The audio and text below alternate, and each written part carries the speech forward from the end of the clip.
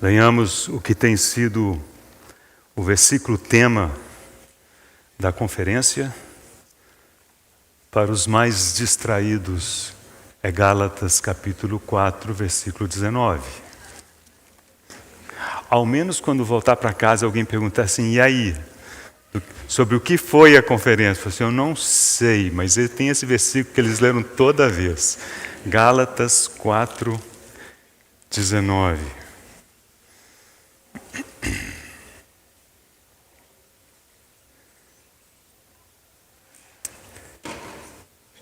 Meus filhos, por quem de novo sofro as dores de parto até ser Cristo formado em vós. Senhor, nós nos curvamos diante de Ti em oração nesta manhã, com corações gratos e com expectativa de que o Senhor prossiga, que o Senhor fale ao nosso coração mais uma vez. Precisamos, Senhor, da Tua condução, da Tua ajuda, da Tua unção, da revelação daquilo que está escrito, pois só Tu tens as palavras de vida eterna. Só o Senhor é adequado e digno de expor a Tua palavra. Queremos ouvi-la de Ti, Senhor, nessa manhã. E juntos, Senhor, nós nos curvamos e aquietamos a Teus pés, em nome de Jesus. Amém. Os irmãos vão se acomodando.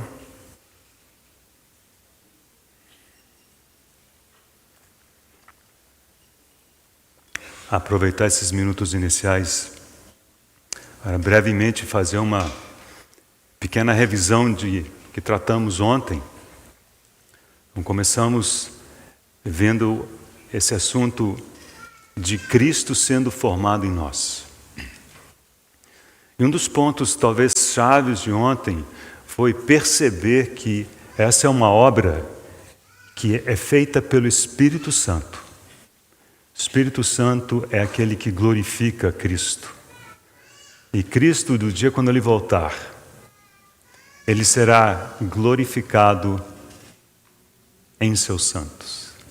Como? Sendo admirado, contemplado em todos os que creram. Vimos algumas das ações do Espírito Santo, o trabalhar do Espírito Santo, no sentido de formar Cristo em nós.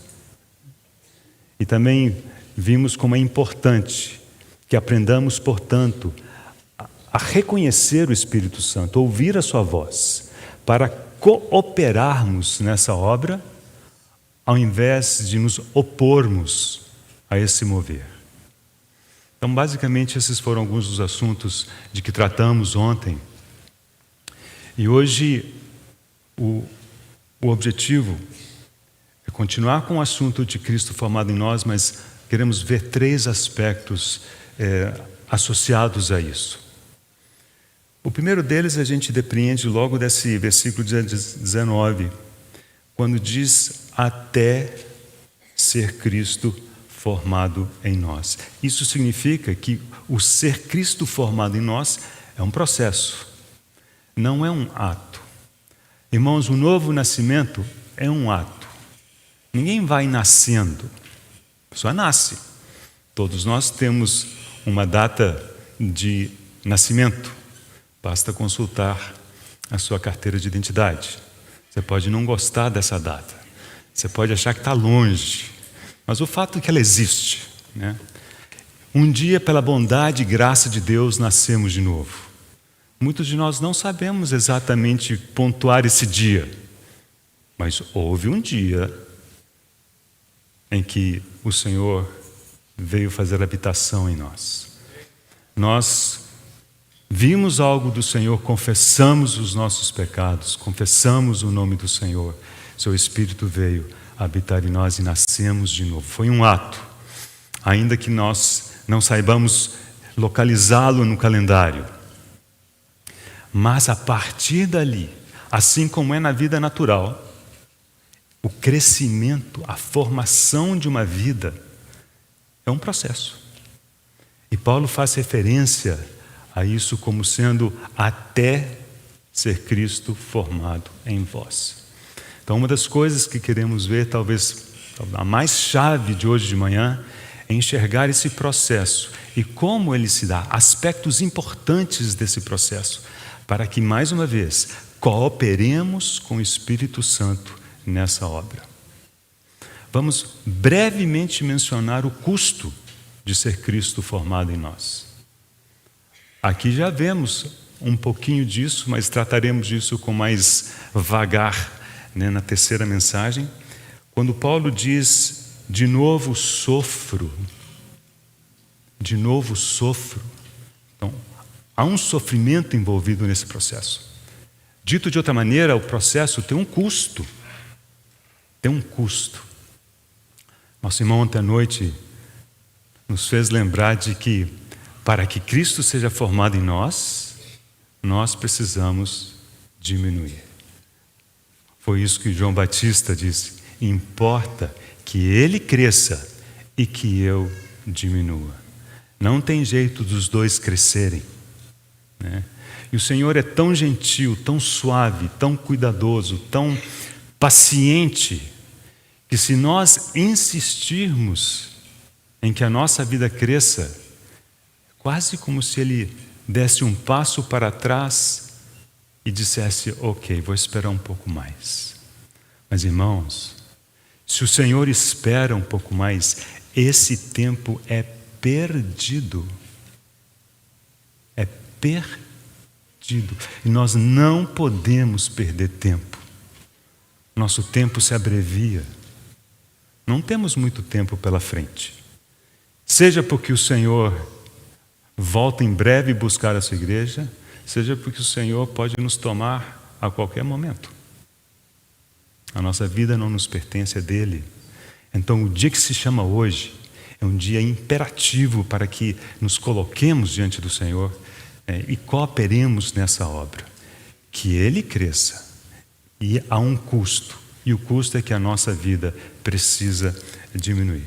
Então, o custo desse processo, e um aspecto positivo, são as evidências, os frutos desse processo. Queremos tratar dessas três coisas hoje pela bondade do Senhor.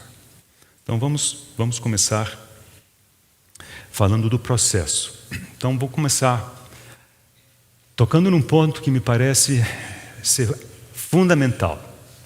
Os irmãos já falaram a respeito disso, mas eu preciso voltar nele e vou começar com um aspecto negativo antes de ir para o aspecto positivo, ou melhor, ilustrações negativas antes de tocarmos em ilustrações positivas. E esse é um princípio espiritual. E deixa eu tentar delinear esse princípio espiritual de forma simples. Somos transformados à imagem daquilo que contemplamos, daquilo que amamos, daquilo que confiamos, daquilo que nos atrai, seja bom ou seja ruim. Então aqui nós precisamos tomar muito cuidado, irmãos. Então vamos começar com alguns exemplos, digamos, negativos. Vamos começar no Antigo Testamento. Observe o princípio envolvido e, claro, depois queremos ver o aspecto positivo. O primeiro texto é o livro de Salmos, capítulo 135. Salmo 135.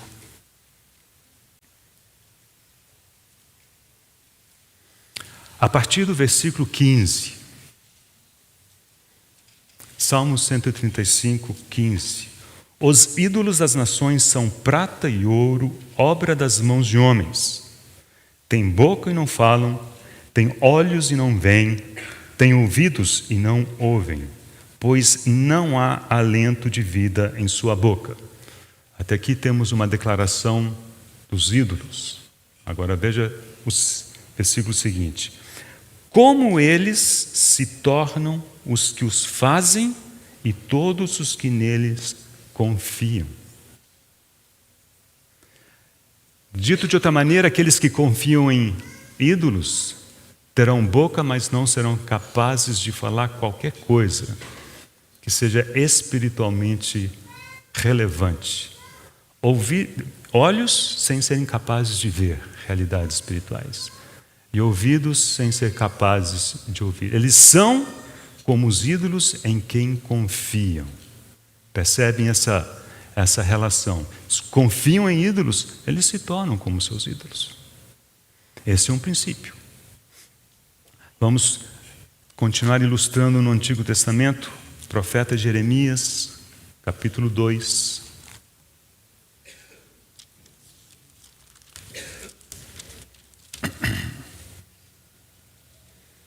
Jeremias, capítulo 2, agora o versículo 5. Assim diz o Senhor, Jeremias 2, 5. Que injustiça acharam os vossos pais em mim, para de mim se afastarem, indo após a nulidade dos ídolos e se tornando nulos eles mesmos? Mais uma vez, um aspecto dos ídolos.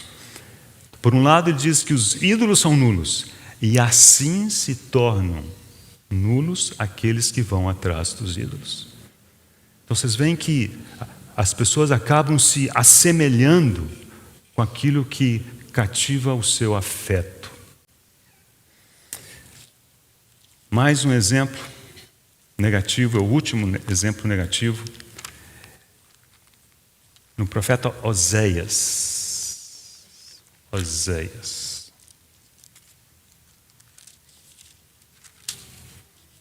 Oséias capítulo 9, versículo 10.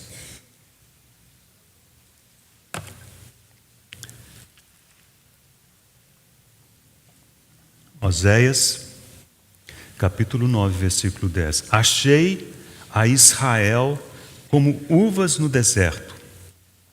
Vi a vossos pais como primícias da figueira nova, mas eles foram para Baal Peor e se consagraram à vergonhosa idolatria e se tornaram abomináveis como aquilo que amaram.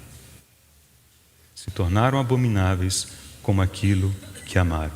Mais uma vez, falando dos ídolos, eles amaram aqueles ídolos. Os ídolos são abomináveis e eles, por amarem os ídolos, também se tornaram abomináveis. Então, irmãos, acho que de exemplos negativos já estamos devidamente informados. Essa relação também funciona do lado positivo. E é precisamente essa ênfase que desejamos dar. Então, ainda o último versículo do Antigo Testamento, no livro de Salmos, capítulo 17, antes de irmos para o Novo Testamento. Salmos, capítulo 17, versículo 15, é o último versículo desse capítulo. Uma expressão bonita da parte de Davi. Diz: eu, porém, na justiça contemplarei a tua face. Quando acordar, eu me satisfarei com a tua semelhança. Então observe esse aspecto. Contemplar, e quando ele acordar, ao processo, não é imediato. Ele ia passar algum tempo, mas quando ele acordasse, ele diz: vou ficar satisfeito com a tua semelhança. Lindo esse versículo. Então observe o aspecto de o que contemplamos, o que apreciamos, o que cativa a nossa atenção, nosso coração, nossos afetos.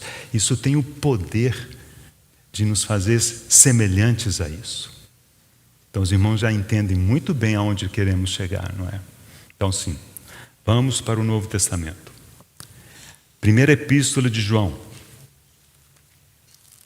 Um versículo que em alguns aspectos é paralelo àquele versículos que lemos em 2 Tessalonicenses capítulo 1, referindo-se ao dia da volta do Senhor.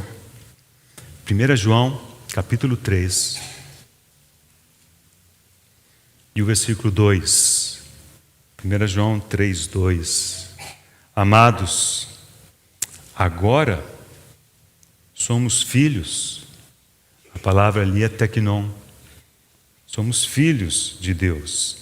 E ainda não se manifestou o que haveremos de ser. Irmãos, é talvez a melhor boa notícia que eu tenho essa manhã. Nós não seremos como somos hoje. Graças ao Senhor. O Senhor opera, o Senhor move, o Senhor transforma. Mas hoje nós estamos nessa condição. E o que ele continua dizendo? Sabemos que quando Ele se manifestar, observe o paralelo com 2 Tessalonicenses, quando Ele se manifestar, seremos semelhantes a Ele. É disso que temos falado. A obra do Espírito Santo tem esse alvo, esse objetivo. Qual? Quando Ele se manifestar, seremos semelhantes a Ele. E como Davi diremos, quando eu acordar, naquele dia, me satisfarei com a sua semelhança. Mas esse versículo tem alguma coisa mais forte a dizer ainda. Ele dá a razão pela qual seremos como Ele é. E diz, porque haveremos de vê-lo como Ele é. Então vocês percebem que a razão que o Espírito Santo nos dá nesse texto, pela qual seremos como Ele, é porque nós seremos capazes de ver como Ele é, claramente. E essa correlação se estabelecerá. O que vemos, o que somos, ou naquilo em que nos transformamos. Então vocês percebem como é tão importante que sejamos capazes, pela graça de Deus, de contemplarmos o Senhor, de vermos o Senhor, de sermos cativados pelo Senhor, atraídos por Ele. Nessa medida em que somos transformados. Se vemos pouco do Senhor, seremos pouco transformados.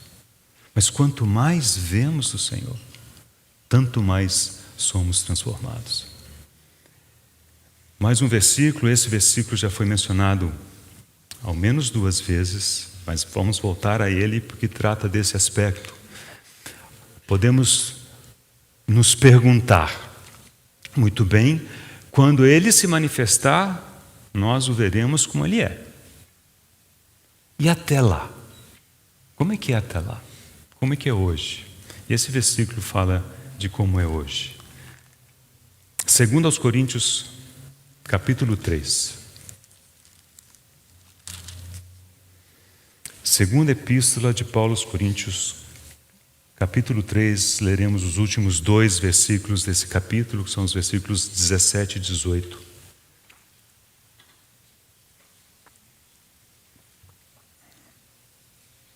Segundo aos Coríntios 3:17. Ora, o Senhor é o Espírito, e onde está o Espírito do Senhor, aí há liberdade. E todos nós, com o rosto desvendado, irmãos, essa é uma condição pré-requisito. O texto falava de que Israel estava com o rosto vendado, os olhos vendados, eles não podiam enxergar. Mas o dia que nascemos de novo, o Senhor nos dá vista, então estamos o rosto desvendado, agora podemos contemplar. Sem o rosto desvendado, não há como contemplar. Mas graças ao Senhor, penso eu que os irmãos todos já passaram por essa experiência de ter o rosto desvendado. E agora, como é que contemplamos? E o texto prossegue explicando. Contemplando como por espelho, não diretamente, como por espelho. Agora, como eram os espelhos na época em que foi escrito isto? Não eram como os que temos hoje. Os espelhos normalmente eles são feitos de bronze polido. Eles poliam, ali ficava brilhante, né? E aí você olha, você tem uma imagem uma ideia. Mas, irmãos, é uma ideia. Não é ver exatamente a imagem que o espelho reflete. Assim é a nossa realidade hoje. Eu fico pensando, Senhor, se nós hoje contemplamos como por espelho, de forma tão imperfeita, por nossa causa, irmãos, o nosso pecado, a nossa carne, nos impede de ver o Senhor como Ele é. Isso será possível quando Ele voltar. Mas se hoje, com, abre aspas, o pouco que vemos, já ficamos tão encantados, tão sem palavras para expressar a beleza do Senhor, o que será naquele dia? O que será naquele dia? Somos transformados naquilo que vemos, e o texto nos diz isso. Então, contemplando como por espelho, é como se Paulo estivesse nos encorajando, dizendo: eu sei que nós não vemos tudo com clareza. O nosso espelho não é lá aquelas coisas. Diz: somos transformados de glória em glória, na sua própria imagem, como dizendo, na própria imagem que você contempla. O quanto você contempla, isso determina como você é transformado. Esse é o princípio. Transformados de glória em glória, na sua própria imagem, como pelo Senhor, o Espírito. Então, irmãos, como é fundamental que nós vejamos cada vez mais do Senhor, para que o Senhor cada vez mais seja formado em nós. Se tivermos alguma oração para fazer ao Espírito Santo, é que eu veja mais. Como diz aquele cântico, né? Faz-nos ver a glória do Senhor. Não foi isso que nós cantamos hoje? Faz-nos ver. Isso cativa o nosso coração. Isso nos habilita, isso nos transforma de dentro para fora. Vou ler duas citações do Spurgeon. Lembrando que aquele versículo que mencionamos ontem, né? Quando o Senhor prometeu o Espírito Santo, Ele disse: Ele me glorificará, porque Ele há de receber do que é meu e vos há de anunciar. Então, com respeito a isso e com respeito a esse contemplar, eu creio que esses dois parágrafos do Spurgeon são úteis. O primeiro deles vem de um sermão de 1891, o sermão está intitulado O Espírito Glorificando Cristo.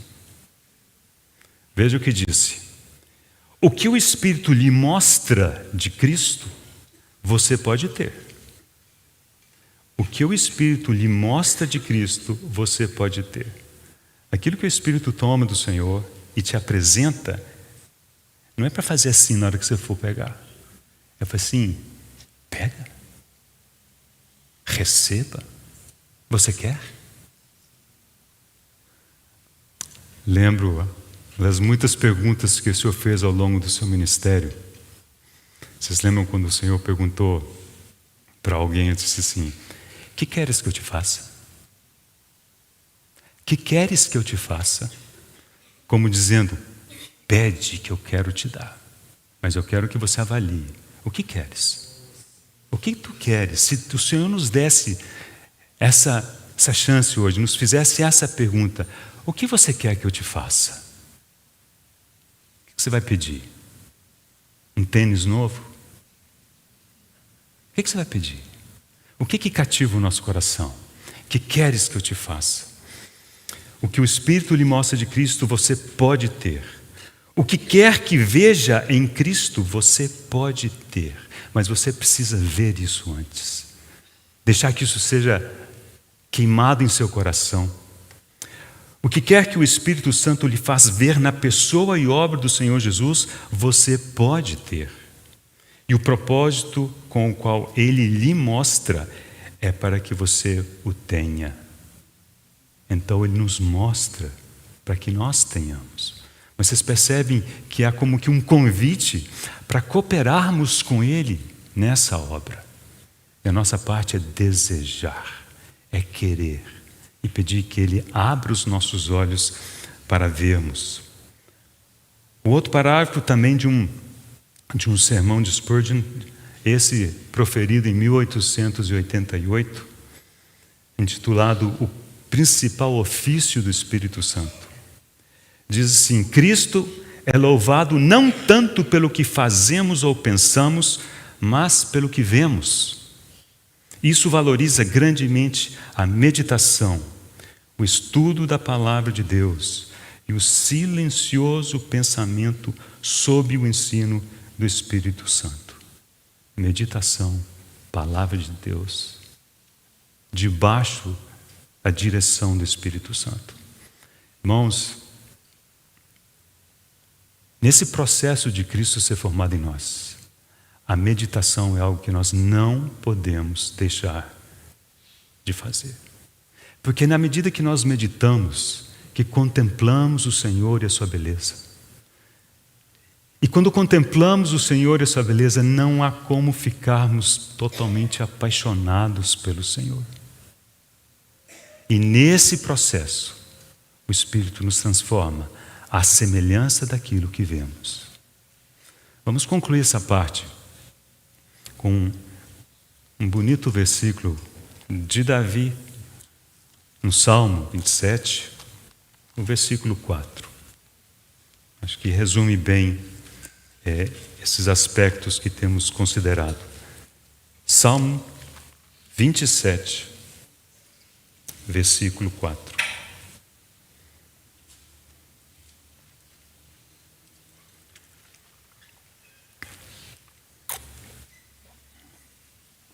Uma coisa peço ao Senhor e a buscarei. Irmãos, abrindo um pequeno parênteses aqui. Aqui temos uma dica importante de como orar. Não é buscar alguma coisa em oração, pedir para Deus dizer amém da meia volta e vai tocar a sua vida. Ele diz: eu peço ao Senhor e a buscarei. Essas coisas vão juntas. Claro, tem coisas que só o Senhor faz, mas nós estamos junto a Ele, expectativa diante dEle. Uma coisa, peço ao Senhor e a buscarei. E o que é essa coisa? Uma coisa, não é uma dentre muitas, né? Como a nossa lista de oração, tem vários itens. Não, aqui temos alguém orando por uma coisa. É como se Davi dissesse: olha, se o Senhor hoje me perguntar o que queres que eu te faça, vai ser isso daqui. É isso que eu vou pedir. E é isso que eu vou buscar. Que eu possa morar na casa do Senhor todos os dias da minha vida. Agora preste atenção nesse final de versículo. Para contemplar a beleza do Senhor e meditar no seu templo. Contemplar a beleza do Senhor e meditar no seu templo. Irmãos, é isso que nós precisamos aprender. Aprender a praticar diariamente, gastar tempo diante do Senhor. Em oração, no estudo da palavra, contemplando a beleza do Senhor e meditando no seu santo templo. E à medida que essas coisas ocorrem, somos cativados pelo Senhor. E sem você perceber, somos transformados de glória em glória na sua própria imagem, como pelo Senhor o Espírito. Amém? Amém. Então essa é a primeira parte, a questão do processo. Vamos brevemente falar a respeito do custo. Agora eu vou falar do custo mais na terceira mensagem do que nesta, com uma pequena diferença. Hoje nós veremos o custo individual. Cada um de nós está sendo transformado. E cada um de nós, claro, tem um preço a ser pago. Existe um custo. Mas quando considerarmos o aspecto coletivo, voltaremos a esse assunto e veremos que também existe um preço coletivo a ser pago para que Cristo seja formado em nós. Então, Para considerarmos esse aspecto do custo individual, usemos o texto de 1 Pedro, primeira epístola de Pedro, capítulo 1. É uma imagem, é uma figura que nos ajuda.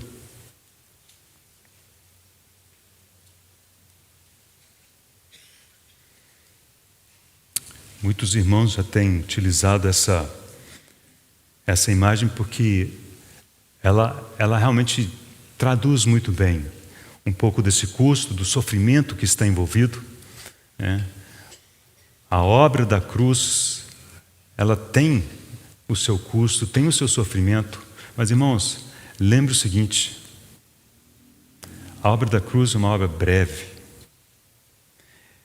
A cruz não é instrumento de tortura. A cruz é instrumento de morte. Quanto antes você se render à morte, tão mais rápido termina o sofrimento. Os irmãos lembram da crucificação do Senhor? Quando foram pedir o corpo do Senhor a Pilatos, ele quis garantir que ele estivesse morto, então mandou quebrar as pernas. E os soldados, ao chegarem ali no local da crucificação, observaram que o Senhor já estava morto. Os ladrões ao seu lado, não. Esses estavam, se debatendo ainda. A esses as pernas foram quebradas. Mas eles não precisaram quebrar as pernas do Senhor, porque ele já havia rendido o seu espírito ao Pai. Ele já havia se entregado à morte. Muitas vezes sofremos muito mais do que devemos. E esse processo de cruz é muito mais árduo pela simples razão de que não nos entregamos à morte. Capítulo 1, versículo 6 de 1 Pedro. Nisto exultais, embora no presente por breve tempo, se necessário. Eu acho que esse se necessário é um toque de ironia santa do Espírito Santo. Você acha que é necessário?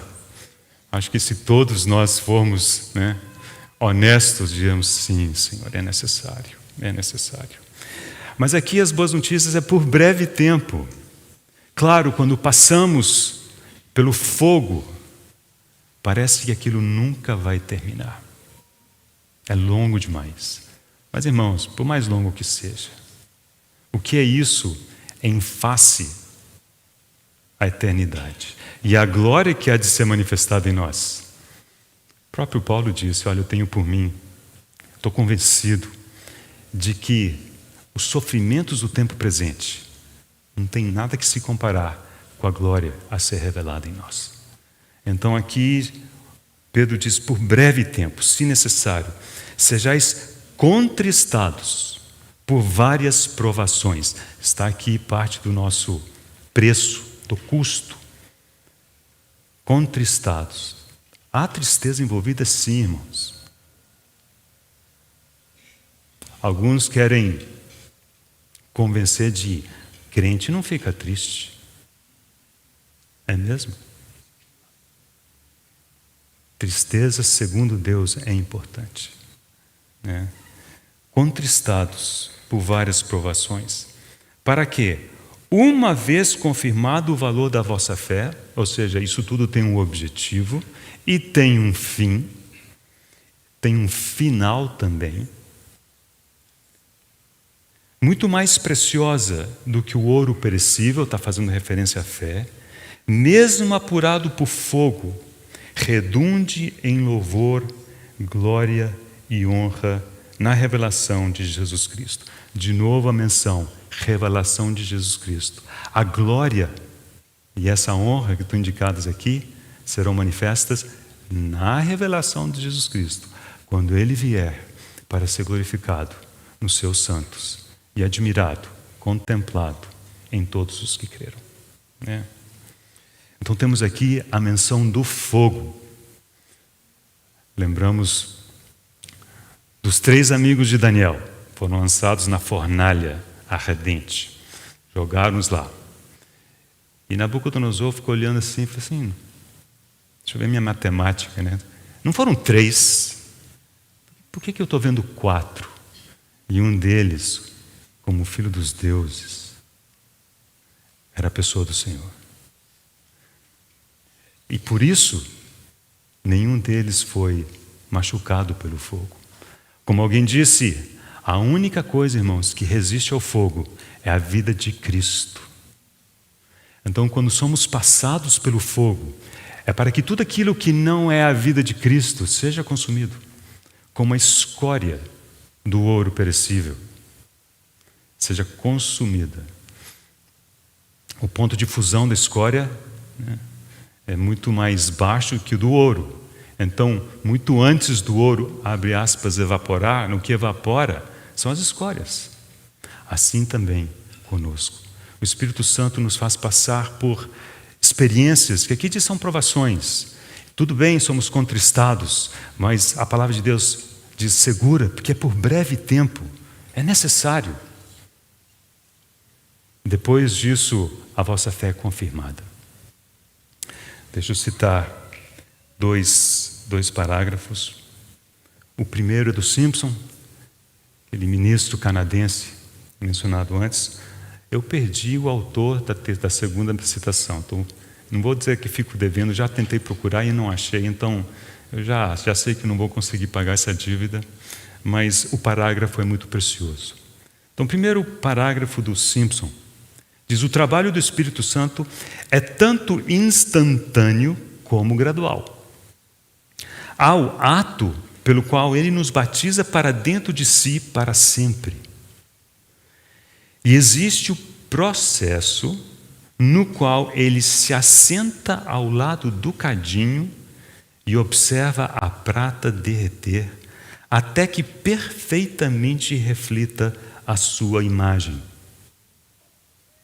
Demos as boas-vindas ao fogo purificador. Convidemos o Espírito a sentar-se em um coração disposto a permitir que ele termine a sua gloriosa obra. Ele é aquele que se assenta do lado do cadinho. E assim ele vai nos purificando. Irmãos, tem um preço. Não é agradável, não é mesmo. Há sofrimento. Há sofrimento. A nossa carne tem que ser anulada. A nossa vida tem que reduzir para que a vida de Cristo aumente. E claro, isso dói. Isso dói. Mas é uma dor para o bem. É algo que o Senhor haverá de nos recompensar com o seguinte pensamento: naquele dia, irmãos, nós vamos nos satisfazer com a sua semelhança. Amém. Bom, o segundo parágrafo. Estando determinado a aperfeiçoar seus santos, ele coloca o seu precioso metal no cadinho, mas, assentado ao lado, observa-o cuidadosamente. Amor é o seu termômetro, que marca o exato grau de calor. Ele não permitirá um único instante desnecessário de angústia. Tão logo a escória é liberada e ele consegue ver a sua imagem refletida no metal, a prova cessa. Então, irmãos, essas coisas não vão durar para sempre. E quando a provação passa e dizemos graças a Deus, que alívio. Amém. Mas irmão, não relaxa não, que daqui a pouco vem outra. Vem outra. Mas na hora que entrar em outra, não desespera não, daqui a pouquinho passa. Mas assim é e será até o dia que Ele volte. Até o dia em que poderemos vê-lo como Ele é, e então seremos como Ele. Graças ao Senhor por isso. Essa é outra forma de vermos o que chamamos da obra da cruz. Bem, vamos falar também, tocar no aspecto dos frutos. Irmãos, acho que ninguém questionaria de que o Senhor foi de longe, a pessoa mais frutífera que passou por essa terra. Ao final do Evangelho de João, João escreve e diz assim: olha, se eu fosse escrever tudo o que ele fez, a impressão que eu tenho é que nem no mundo inteiro caberiam todos os livros que seriam escritos. Tamanha a riqueza e a extensão da obra do Senhor, daquilo que ele fez. Agora, irmãos, se Cristo está sendo formado em nós, eu acho que é praticamente natural imaginar que obras apareçam, que obras sejam produzidas. E, inclusive, é uma das maneiras da gente avaliar o quanto do Senhor tem sido formado em nós. Se você é incapaz de ver obras, então questione: será que eu tenho contemplado o suficiente do Senhor? Será que eu tenho sido transformado o suficiente à semelhança do Senhor? Claro que é sempre possível sermos mais, e essa é a nossa esperança, sermos cada vez mais assemelhados com o Senhor, mas isso precisa se manifestar. Então vamos considerar um salmo, Salmo 92. Alguns pensamentos que nos ajudam aqui. Salmo 92.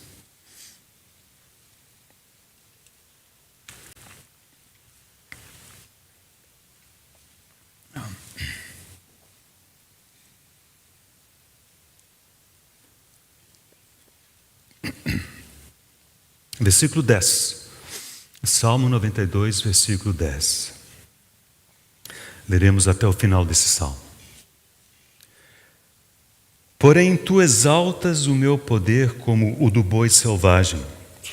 Derramas sobre mim o óleo fresco. Essa palavra fresco, bem da verdade, a tradução mais literal seria óleo verde.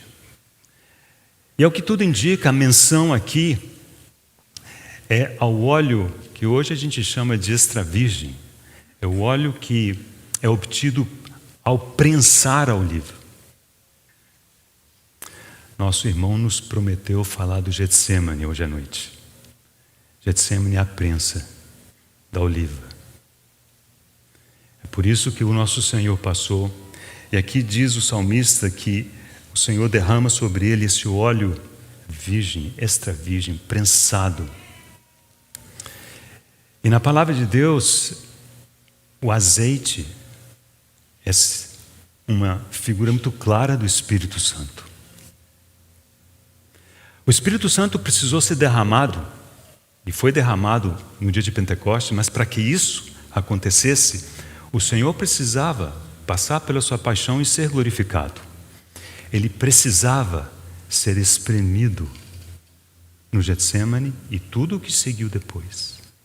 E ao espremer do Senhor no Getsemane, o resultado disso foi o azeite que ele derramou depois, no dia de Pentecostes. O Pai derramou, o Pai lhe deu a promessa do Espírito. E aqui o salmista diz isso, que ele recebe, ele é derramado sobre mim o óleo fresco. Os meus olhos veem com alegria os inimigos que me espreitam, e os meus ouvidos se satisfazem em ouvir os malfeitores que contra mim se levantam. O justo florescerá como a palmeira. A palmeira é símbolo de uma série de coisas muito positivas, características que a gente espera ver na nossa vida cristã. Uma delas é retidão. Retidão sempre fala da nossa conduta, do nosso caminhar. Mas uma coisa interessante da palmeira é que a sua taxa de crescimento, a maneira com que ela cresce e vive, se comporta, depende muito, muito pouco do entorno, das condições em que ela está. Nesse aspecto, ela é muito robusta. E aqui não diz simplesmente que é uma palmeira que sobrevive, mas é uma palmeira que floresce. Então, florescer como a palmeira é uma característica daqueles que têm o óleo fresco derramado sobre si. O justo florescerá como a palmeira, crescerá como o cedro do Líbano, não como a palha que o vento dispersa. Olha a diferença para os ímpios, mas como o cedro do Líbano, cuja madeira foi usada na construção do templo. Versículo 13, voltaremos a esse versículo amanhã. Plantados na casa do Senhor, florescerão nos átrios do nosso Deus. Versículo 14, na velhice, boa notícia para muitos de nós. Na velhice, darão ainda frutos, serão cheios de seiva e de verdor. Essa palavra verdor é a mesma palavra de fresco, óleo fresco. Então vamos traduzir isso daí: serão cheios de seiva e do Espírito Santo. E é por isso que eles darão frutos ainda na velhice. Irmãos, como alguém me disse ontem à noite, envelhecer não é bom. Mas tem esse aspecto. Se ao envelhecermos, cada vez vimos mais e mais Cristo em nós, envelhecer não será tão ruim assim, né? E se Cristo aumenta, então as obras devem acompanhar. Os frutos dessa vida precisam se manifestar. E o objetivo disso tudo, versículo 15, para anunciar que o Senhor é reto, Ele é minha rocha e nele não há injustiça.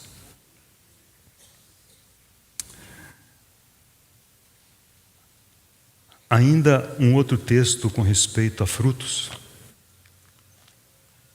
João capítulo 15, houve uma menção, bem de leve esse texto hoje de manhã na reunião de oração.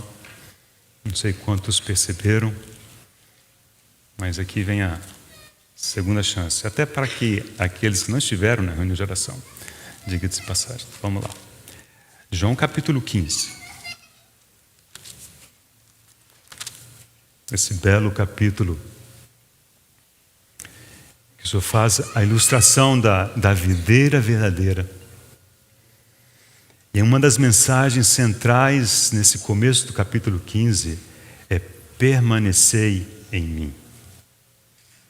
Agora, irmãos, observaram que o capítulo 15 está entre o 14 e o 16. Vocês logo veem que a minha matemática aritmética é mais simples que a do irmão David tem, né? Então, o capítulo 15 está entre esses dois capítulos.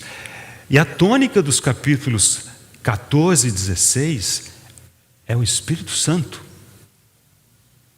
E aqui temos o que alguns chamam de sanduíche, né? Assim como os Salmos, né? 22, 23, 24. Então temos três coisas aqui e uma coisa específica no meio. E esse sanduíche tem as seguintes características.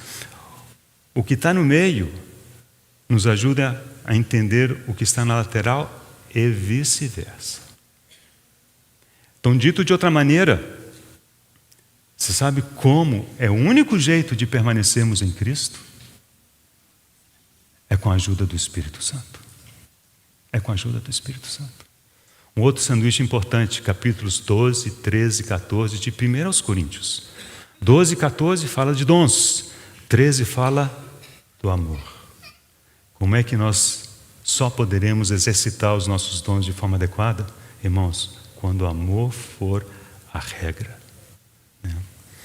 Bem, capítulo 15, versículo 1. Eu sou a videira verdadeira, meu pai é o agricultor.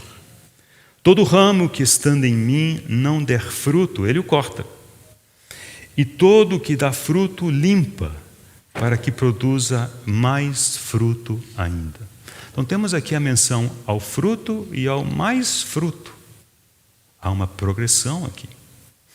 Mas essa progressão é uma consequência desse limpar do Pai. Agora, vamos considerar o limpar. Limpar o quê? A videira. Como é que se limpa a videira? Não é como a gente limpa a pia da cozinha. Você pega uma esponja e passa até tirar a sujeira. Ninguém tira a sujeira da videira desse jeito. Como é que a videira é limpa? Poda. Esse corte, essa poda, é um processo que é penoso. Mas precisamos ver o lado positivo. É o Senhor nos limpando. É a escória do ouro sendo evaporada, sendo levada para o que fica, seja cada vez mais evidente e reflita melhor a pessoa do Senhor Jesus Cristo. Versículo 3. Vós já estáis limpos pela palavra que vos tenho falado. Permanecei em mim e eu permanecerei em vós. Como não pode o ramo produzir fruto de si mesmo, se não permanecer na videira, assim nem vós o podeis dar, se não permanecerdes em mim. Eu sou a videira, vós os ramos. Quem permanece em mim e eu nele, esse dá muito fruto, porque sem mim nada podeis fazer. Então temos no versículo 2, fruto e mais fruto, e no versículo 5, muito fruto. Está aí uma progressão importante.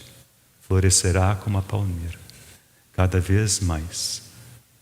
Mas cada vez mais, se permanecermos em Cristo e permitirmos que o Pai nos limpe.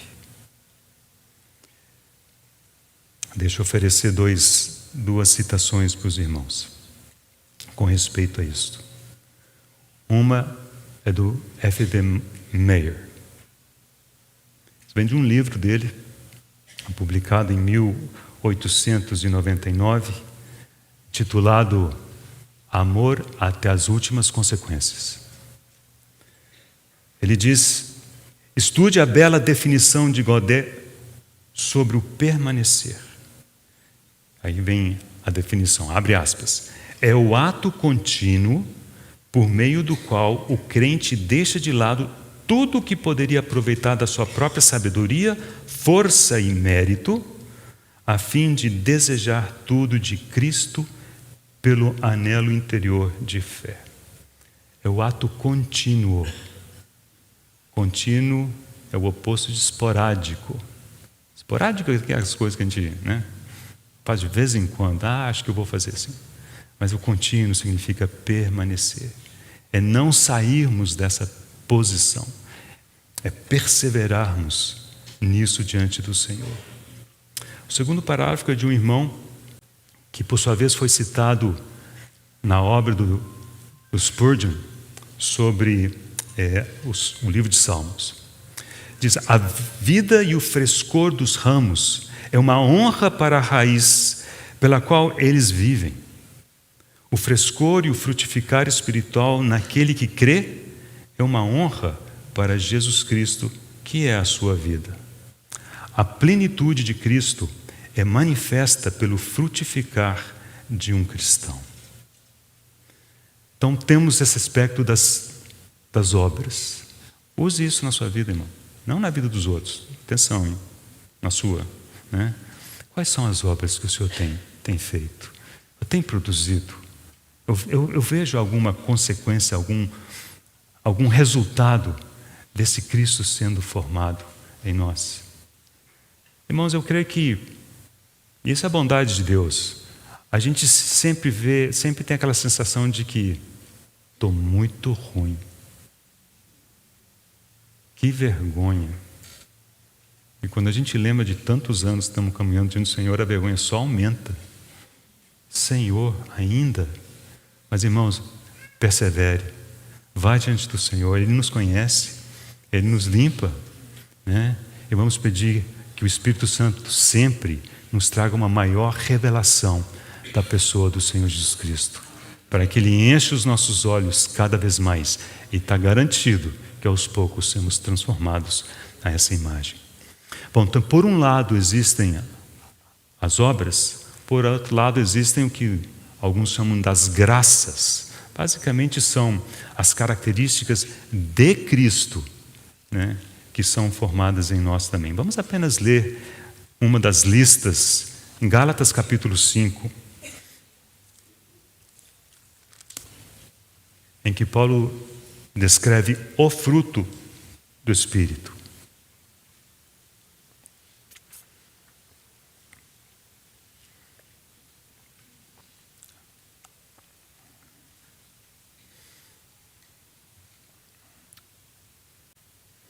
Gálatas capítulo 5, versículo 22. Mas o fruto do Espírito é amor, alegria, paz, longanimidade, benignidade, bondade, fidelidade, mansidão, domínio próprio. Contra essas coisas não há lei. E os que são de Cristo Jesus crucificaram a carne com suas paixões e concupiscências. Se vivemos no Espírito, se nascemos de novo, andemos no Espírito.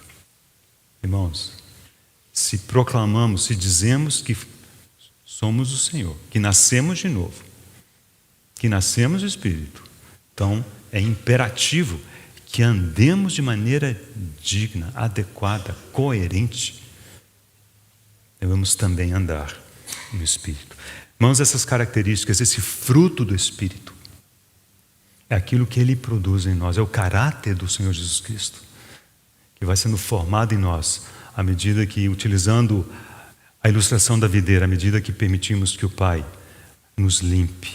E aí temos fruto, temos mais fruto e muito fruto. Deixa eu terminar essa parte com uma citação do Torrey. Devemos sempre lembrar claramente que a maneira de cultivar essas graças de caráter é nos submetermos completamente ao Espírito, para que Ele realize sua obra e produza seu fruto. Há um aspecto em que é correto dizer que cultivamos essas graças, a saber, contemplamos o Senhor Jesus Cristo para ver como Ele é e o que nós deveríamos ser. Então olhamos para o Espírito Santo para que Ele nos torne como devemos ser. E assim, contemplando como por espelho a glória do Senhor, somos transformados de glória em glória na sua própria imagem, como pelo Senhor, o Espírito.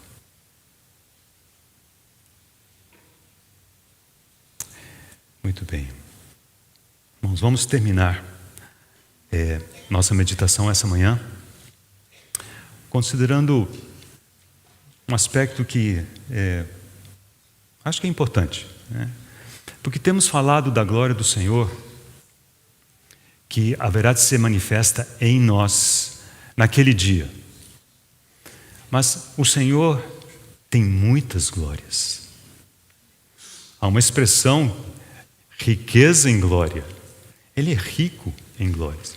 Então gostaria de ver brevemente com os irmãos 3 glórias do Senhor Jesus. E claro, com esse contexto, dizer, olha, nós temos considerados simplesmente essa glória, o que não quer dizer que Ele não tenha tantas outras, né? Então vamos juntos abrir em João capítulo 17, a oração do Senhor, que veio a ser conhecido ou chamado a oração sacerdotal do Senhor Jesus. João capítulo 17, versículo 1.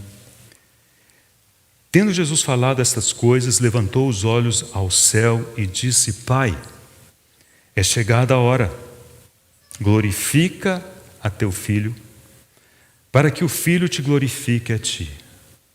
Assim como lhe conferiste autoridade sobre toda a carne, a fim de que Ele conceda vida eterna a todos os que lhe deste. E a vida eterna é esta: que te conheçam a ti, o único Deus verdadeiro, e a Jesus Cristo, a quem enviaste. Eu te glorifiquei na terra, consumando a obra que me confiaste para fazer.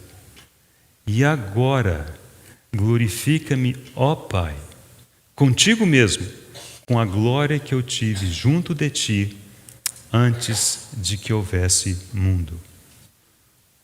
Ele tinha uma glória antes que houvesse mundo.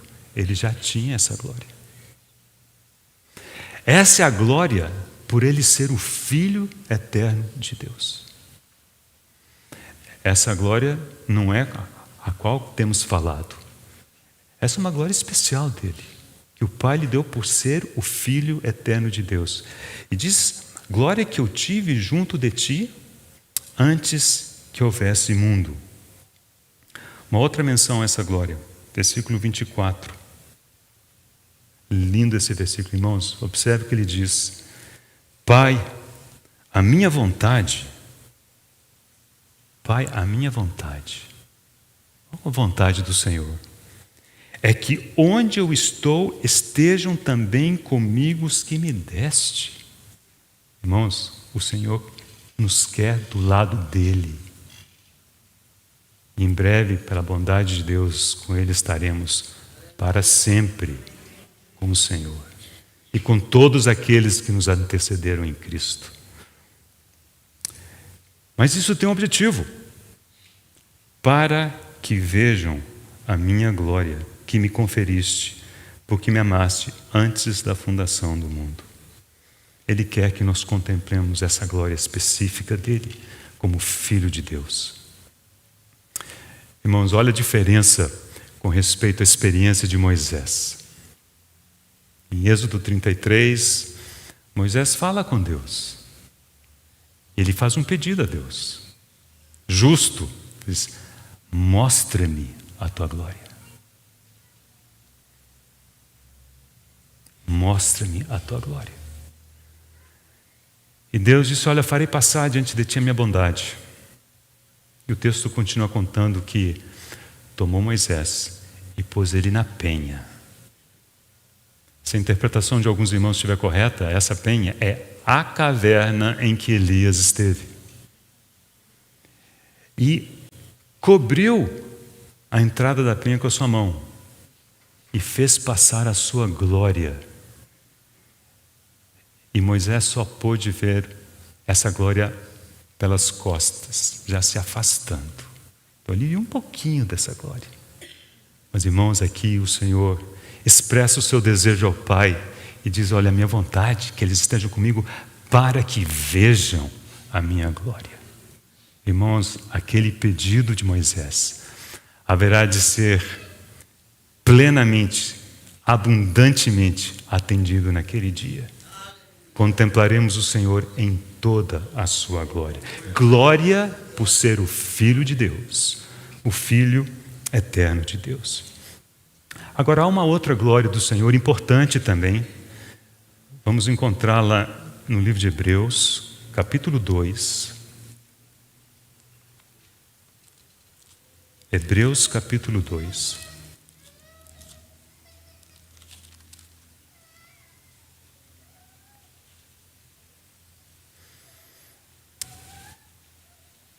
Eu quero o versículo 9, mas eu vou começar com a última frase do versículo 8, de Hebreus capítulo 2, 8b e 9. Agora, porém, ainda não vemos todas as coisas a ele sujeitas. Vemos, todavia, aquele que por um pouco, tendo sido feito menor que os anjos, Jesus, por causa do sofrimento da morte, foi coroado de glória e de honra veja, essa glória e essa honra tinham um objetivo, para que pela graça de Deus provasse a morte por todo o homem. Quando o Senhor disse, Pai, é chegada a minha hora, glorifica o teu Filho, penso que é essa glória. Era a glória e a honra que lhe era necessário para passar pela cruz. Essa é a glória por ele ser o Cordeiro de Deus. Se a outra glória era a glória dele por ser o Filho de Deus, aqui temos a sua glória por ser o Cordeiro de Deus. E abra comigo em Apocalipse, aqueles textos maravilhosos, que alguns deles a gente inclusive canta. Essa é a glória do Cordeiro de Deus. Apocalipse capítulo 5, vamos ler dois trechos. 5:12. Proclamando em grande voz. Quem que proclamava em grande voz? Milhões de milhões e milhares de milhares. E o que eles proclamavam? Digno é o Cordeiro que foi morto de receber poder, riqueza e sabedoria e força e honra e glória e louvor. Essa glória, a glória que ele tem por ser o Cordeiro de Deus. E ainda no versículo 13, aquele que está sentado no trono e ao Cordeiro, seja o louvor, a honra e a glória e o domínio pelos séculos dos séculos. Irmãos, mas não é essa glória também de que temos falado. Então, voltemos a João capítulo 17, já estamos praticamente concluindo. João capítulo 17.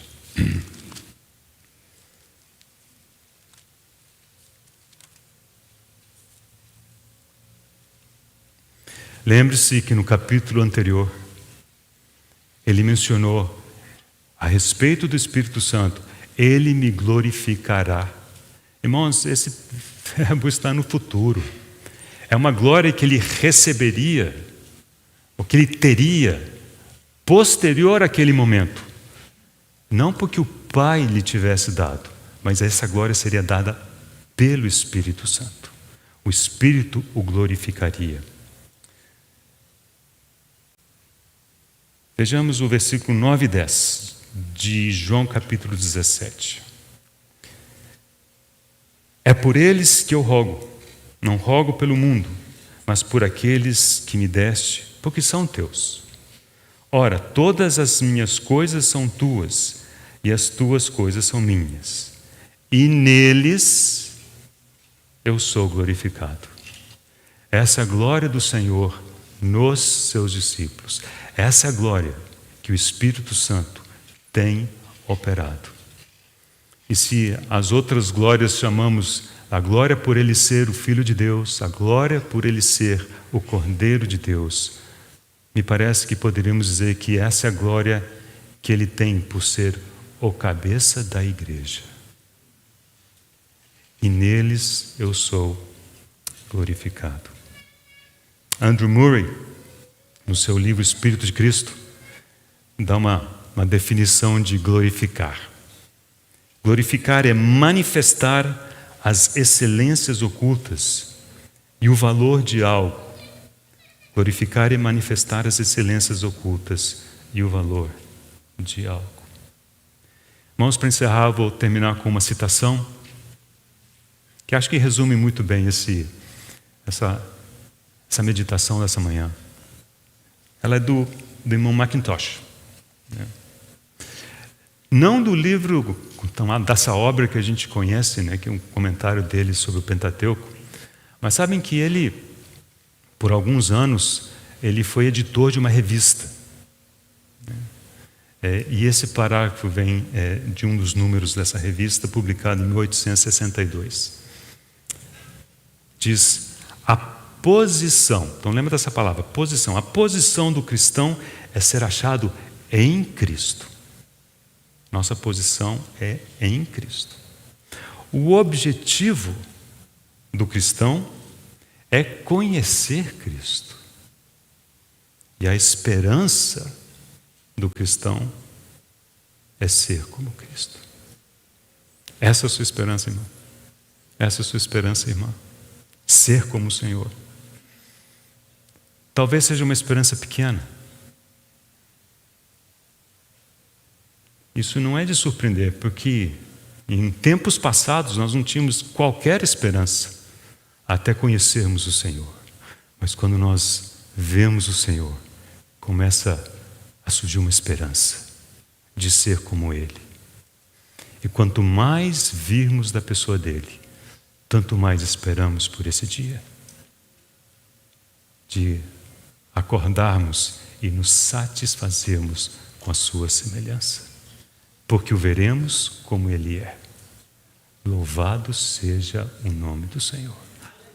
Te damos graças, Senhor, por essa esperança. E juntos dizemos, aguardamos esse dia com expectativa. Olhamos para nós, Senhor, e dizemos, não há em nós qualquer condição de realizar isso. Mas somos profundamente confortados pela Tua palavra. Porque Teu Espírito, aquele que realiza essa obra, Ele me glorificará. O Senhor não ficará sem glória, porque isso é obra do Teu Espírito. Senhor, mas não permitas que sejamos estorvo ao mover do Teu Espírito. Ao contrário, sejamos achados cooperando com o mover do Teu Espírito. Mais uma vez, Senhor, obrigado. Oramos em Teu santo nome. Amém.